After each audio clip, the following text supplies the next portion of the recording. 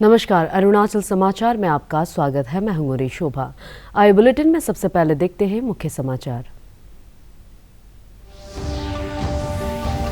केंद्रीय नागरिक विमानन मंत्री ज्योतिरादित्य सिंधिया ने पासीघाट से भारत में निर्मित डॉनियर 228 विमान की पहली व्यावसायिक उड़ान का किया शुभारंभ। कहा, इस विमान सेवा की शुरुआत से अरुणाचल प्रदेश में एयर कनेक्टिविटी के विस्तार के साथ पर्यटन और आर्थिक गतिविधियों को मिलेगा बढ़ावा। राज्य के कृषि मंत्री तागे ताकी ने लोअर सुबनसिरी जिले के याचुली में by back policy of agriculture product का किया शुभारंभ। कहा, राज्य सरकार आत्मनिर्भर अरुणाचल मिशन के तहत कृषि और बागवानी क्षेत्र में उत्पादन को बढ़ाने के साथ ही मार्केटिंग सिस्टम को मजबूत बनाने पर दे रही है जोर। गुवाहाटी में आयोजित 8वें राष्ट्रमंडल संसदीय संघ का भारत क्षेत्रीय सम्मेलन संपन्न। समापन समारोह को संबोधित करते हुए लोकसभा अध्यक्ष ओम बिड़ला ने लोकतंत्र में युवाओं की भागीदारी बढ़ाने और जन आकांक्षाओं को पूरा करने के लिए सदन में सकारात्मक चर्चा और नीति निर्धारण पर दिया जोर।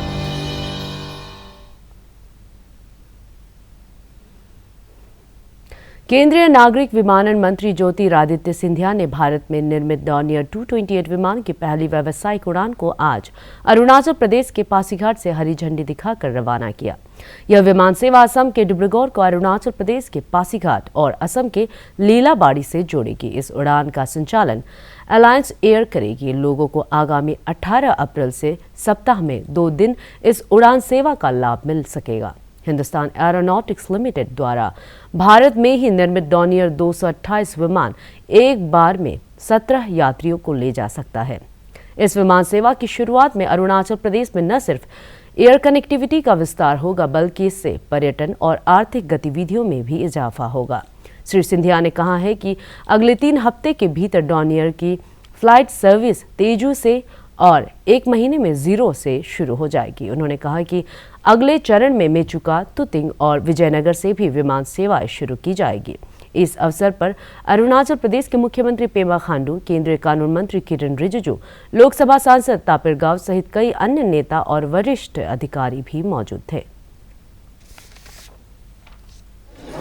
किरण जी के साथ हम लोग सब संकल्पित हैं विकास और प्रगति के लिए। फ्लाइंग ट्रेनिंग ऑर्गेनाइजेशंस भी आने वाले समय में, आज लीलाबाड़ी में असम में मैं उद्घाटन करने जा रहा हूँ। आने वाले दूसरे चरण में हम 15 FTOs देश में स्थापित करेंगे। उसमें एक तेजू में भी स्थापित किया जाएगा। आने वाले समय में अगले 3-4 महीने में होलोंगी में एक नया ग्रीनफील्ड एयरपोर्ट 650 करोड़ रुपए हम लोग उसका उद्घाटन करेंगे। पासीघाट में भी 10 करोड़ रुपए का निवेश किया जाएगा।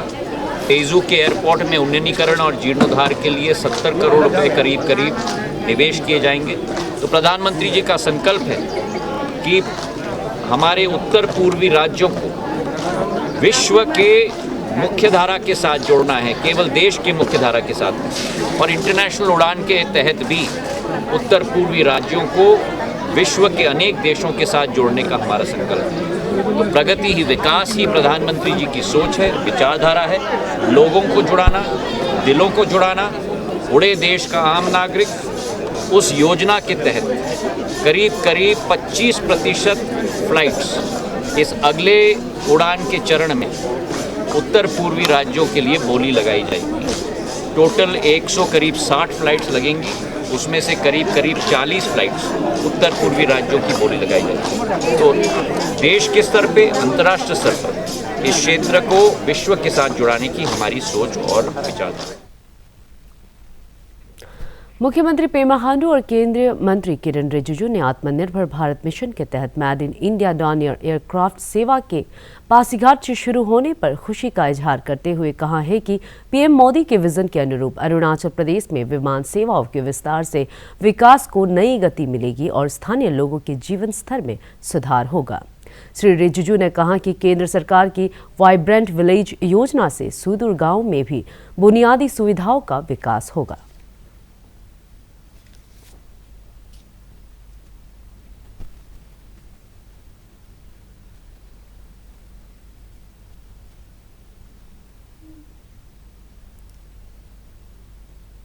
MORTH के जो मोड के यहाँ पे जो इन्वेस्टमेंट है हाईवेज बड़ा बहुत अच्छा बन गया। यही नहीं बल्कि हमारे यहाँ पे अभी रेलवेज भी यहाँ पे आ गया है।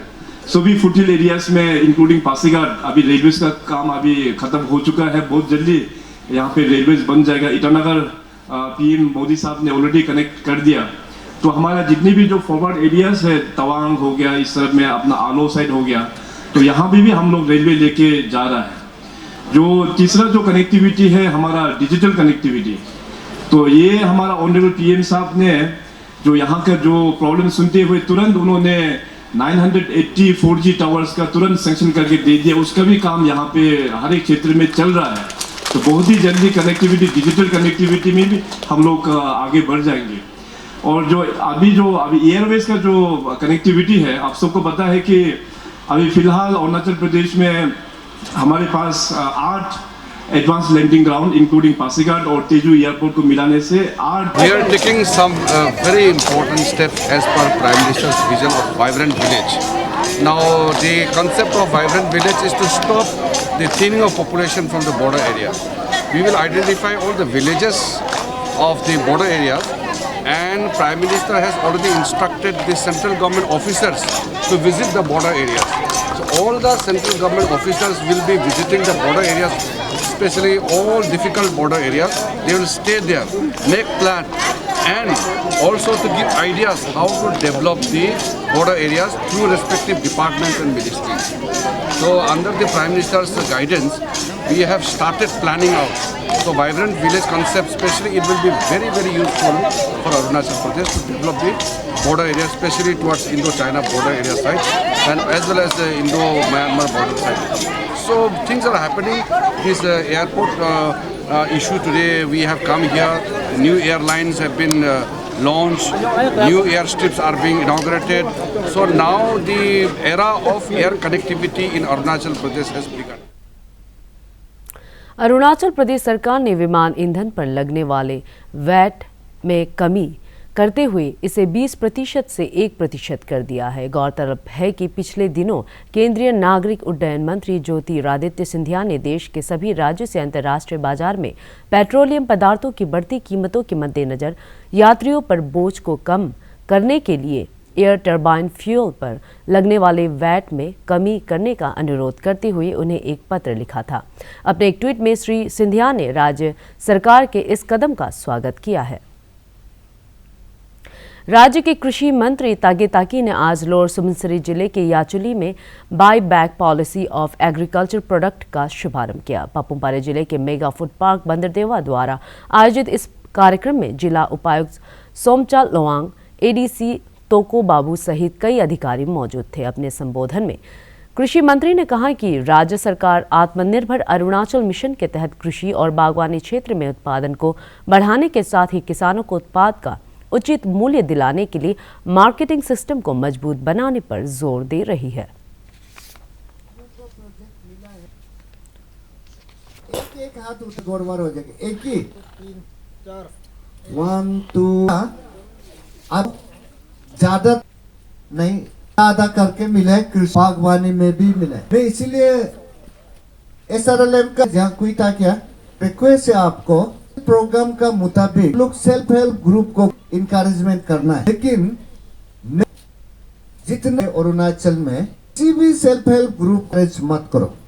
मैं एक अरुणाचल बोलता हूँ, हो सके सेल्फ हेल्प ग्रुप जाओ।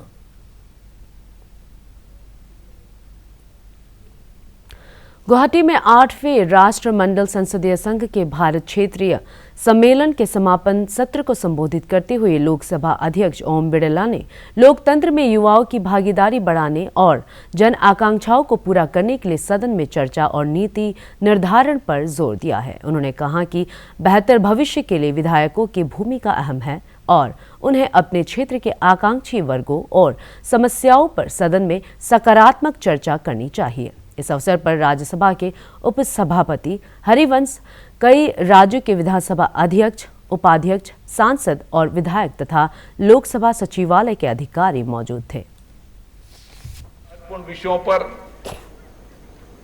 चर्चा संवाद किया, जिसमें समाज के आकांक्षी वर्गों के बेहतर भविष्य के लिए विधायकों की भूमिका।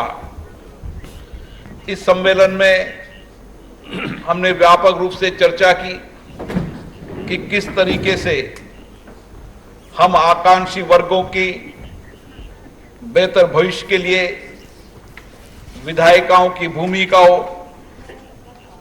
हम अधिकतम चर्चा और संवाद इन आकांक्षी वर्गों के बारे में अपने अपने विधानमंडलों में करें, ताकि इन आकांक्षी वर्ग और आकांक्षी क्षेत्रों का विकास हो सके, उनका आर्थिक सामाजिक परिवर्तन हो सके। ईटानगर के डी के कन्वेंशन सेंटर में आयोजित 2 दिवसीय नॉर्थ ईस्ट लिटरेचर फेस्टिवल आज संपन्न हो गया। इस फेस्टिवल में असम के साहित्यकार उपेन राभा हाकाचाम, बिपुली रेगोन और अनुराधा शर्मा पुजारी, मेघालय के मुनीश सिंह सहित कई साहित्यकारों ने हिस्सा लिया। अरुणाचल प्रदेश लिटरेरी सोसाइटी के संरक्षक विधायक लाइसाम सिमाई और आईपीआर के वरिष्ठ अधिकारी सह फेस्टिवल डायरेक्टर देनहांग बोसाई ने संबोधित करते हुए कहा कि इससे स्थानीय साहित्यकारों को प्रोत्साहन मिलेगा। Started yesterday when it was inaugurated and the chief guest was Honorable Agriculture, Horticulture, etc. Minister Sri Tagetaki, and inaugural program was also graced by Sri Laisam Simai, advisor come MLA, and also very prominent author from Assam, Srimati Anuradha Sharma Pujari.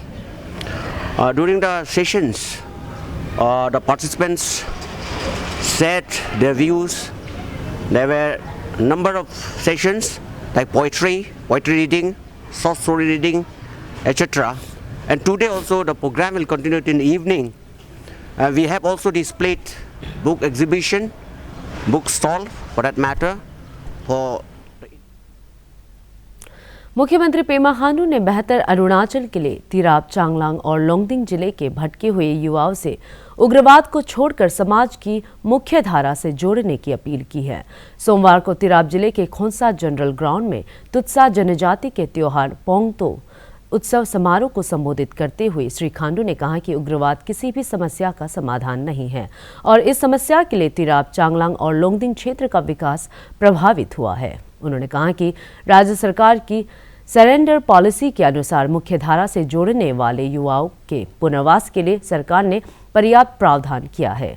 आतंकवाद रोधी अभियान में निर्दोष नागरिकों के मारे जाने की घटनाओं को सरकार ने गंभीरता से लिया है और राज्य पुलिस महानिदेशक सुरक्षा बलों के साथ ऑपरेशन के दौरान एसओपी के पालन के लिए बलों के साथ समन्वय स्थापित कर रहे हैं। उन्होंने कहा कि केंद्र और राज्य सरकार मिलकर उग्रवाद की समस्या के समाधान की दिशा में प्रयासरत है और इस क्षेत्र में टूरिस्ट सर्किट की स्थापना के प्रस्ताव को प्राथमिकता दे रही है। मुख्यमंत्री ने कहा कि पर्यटक के विकास से स्थानीय आजीविका के अवसर बढ़ेंगे। मुख्यमंत्री ने खोंसा जनरल फेस्टिवल ग्राउंड के विकास के लिए 20 करोड़ रुपए तुत्सा हेरिटेज सेंटर और खिमहुन वाका लाजू रोड के निर्माण के लिए सरकार की तरफ से सहायता उपलब्ध कराने का आश्वासन दिया। इस अवसर पर उप मुख्यमंत्री चाउना मैन, लोकसभा सांसद तापिर गाव, राज्य के मंत्री वांकी लोआंग, होनचुन नंगदाम और कामलुंग मोसांग और कई विधायक मौजूद थे। मुख्यमंत्री पेमा खांडू ने सोमवार को तिराप जिले के खोंसा में नवनिर्मित मिनी सेक्रेटेरिएट जनता को समर्पित किया। राज्य सचिवालय में स्थानीय छात्र संगठनों, पंचायत सदस्यों, महिला संगठनों, एक्स सर्विसमैन और स्थानीय जनजातीय संगठनों ने मुख्यमंत्री से मिलकर अपनी समस्याएं रखी। मुख्यमंत्री ने उनकी समस्याओं के समाधान का आश्वासन दिया। उन्होंने कहा कि इस वर्ष का बजट में स्थानीय कला एवं संस्कृति के संरक्षण के लिए 31 करोड़ रुपए आवंटित किए गए हैं और कामगारों के लिए कई महत्वपूर्ण निर्णय लिए गए हैं। मुख्यमंत्री पेमा खांडू, उप मुख्यमंत्री चाउना मैन, सांसद तापिर गाव, राज्य के कई मंत्रियों और विधायकों ने सोमवार को Ramakrishna Sarada mission girls school Khonsa का दौरा किया। मुख्यमंत्री ने अपने एक ट्वीट में कहा कि वर्ष 1973 में स्थापित इस स्कूल में जनजातीय छात्रों को उत्कृष्ट शिक्षा के साथ ही आत्मनिर्भरता के लिए उनके कौशल विकास पर जोर दिया गया है। विद्यालय में बालिकाओं के नैतिक विकास के साथ ही राष्ट्र निर्माण में योगदान के लिए उन्हें प्रोत्साहित किया जाता है। उप मुख्यमंत्री चाउना मैन ने अपने एक ट्वीट में कहा है कि शारदा मिशन शिक्षा के साथ ही भारतीय संस्कार के प्रशिक्षण का उपयुक्त संस्थान है। उप मुख्यमंत्री चाउना मैन ने नामसाई के तेंगापानी में आज रूरल हाट जनता को समर्पित किया। अपने एक ट्वीट में उप मुख्यमंत्री ने कहा कि प्रदेश के विकास में ग्रामीण समुदायों का महत्वपूर्ण योगदान है और राज्य सरकार ग्रामीण स्तर पर बाजार स्थापित पर स्थानीय उद्यमियों और कारीगरों को अपने उत्पादों को बेचने के लिए उपयुक्त प्लेटफॉर्म तैयार कर रही है। उन्होंने कहा कि इससे वोकल फॉर लोकल को बढ़ावा मिलेगा और स्थानीय कारीगर प्रोत्साहित होंगे। भारत का शानदार स्वाधीनता संघर्ष आधुनिक विश्व के महानतम संघर्षों में से एक है। दूरदर्शन समाचार द्वारा प्रसारित किए जा रहे आज़ादी का सफर में आज हम बात करेंगे स्वतंत्रता सेनानी भोलो और मोलो के बारे में। भोलो और मोलो को उन्होंने पूर्ववर्ती सिरोही राज्य में 1922 के भील गिरासिया आंदोलन में भाग लिया था। ब्रिटिश सेना के साथ लड़ाई के दौरान 12 अप्रैल 1922 को उन्होंने वीर गति प्राप्त की।